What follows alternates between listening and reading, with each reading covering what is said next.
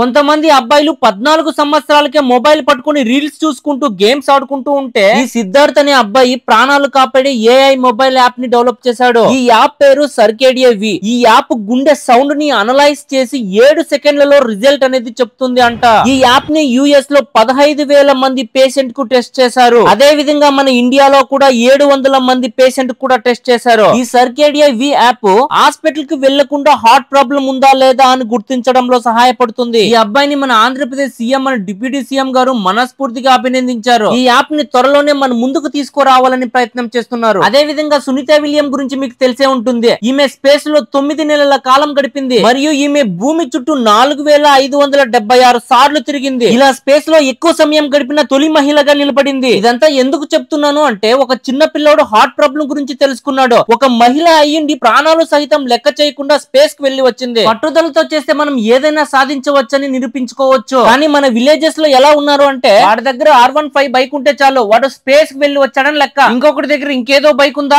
వాడు ఇంకేదో సాధించాడని లెక్క. ఈ విధంగా థింక్ చేసుకుని అమ్మాయిలు తన లైఫ్ స్పాయిల్ చేసుకుంటున్నారు. రీసెంట్ గా ఒక ఆటో మీద ఇలా రాసి ఉంది, కూతురు కోసం తన తండ్రి బట్టలు చింపుకుంటూ కష్టపడుతున్నాడు కానీ ఆ కూతురు తన బాయ్ ఫ్రెండ్ కోసం బట్టలు అనేది ఇప్పేసుకుంటుంది. ఈ అమ్మాయిలు ఇలా అనుకుంటారు, వీడి దగ్గర బైక్ ఉంది చాలా మంచి వాడలే అని అనుకుంటారు. కానీ ఈ బైక్ ఈఎంఐ లో ఉంటుందని వీళ్ళకి తెలిసి ఉండదు. పెట్రోల్ కూడా డబ్బులు అనేది ఉండదు. ఆ పెట్రోల్ కావాలంటే అప్పు చేసైనా తిప్పడానికి వస్తారు. ఆ తర్వాత ఎంత చెప్పినా అమ్మా నాన్న మాట వినకుండా లవ్ మ్యారేజ్ చేసుకుంటూ వెళ్ళిపోతారు. పెళ్ళైన తర్వాత తెలుస్తుంది నేను ఎందుకు ఇలా చేశానని. మా అమ్మా నాన్న మాట వినింటే బాగుంది అని అనిపిస్తుంది. అప్పుడు దయచేసి ఎవరిని నమ్మకండి. వేరే వాడు ముసుగులో పడి మీ యొక్క లైఫ్ స్పాయిల్ చేసుకోకండి. అదే విధంగా ఈ ఉగాది రోజున మీకు మరియు మీ కుటుంబ సభ్యులకి మంచి జరగాలని మనస్ఫూర్తిగా కోరుకుంటూ హ్యాపీ ఉగాది.